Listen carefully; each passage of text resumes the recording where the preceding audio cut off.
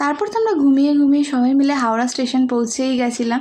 Train নামিয়ে দেওয়ার পরে আমরা এবার লাগেজ নিয়ে এগিয়ে যাচ্ছি হচ্ছে ক্যাবের দিকে।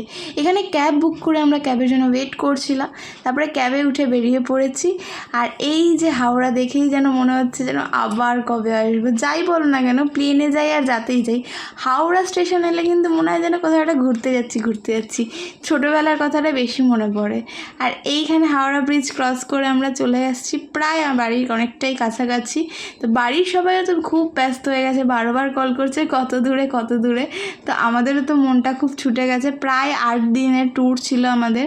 তো এইখানে তো আমরা সবাই মিলে খুব ওয়েট করে আছি যেন কতক্ষণে বাড়িতে গিয়ে ওদেরকে গল্প করবো যে কী মজা হয়েছে, কী দেখেছি। কারণ ওখানে নেটওয়ার্ক খুব একটা ভালো ছিল না, তার জন্য ফোনে খুব একটা তো কথা হতো না। তো এইবারে তো প্রায় বাড়ির কাছাকাছি এসেই গেছিলাম।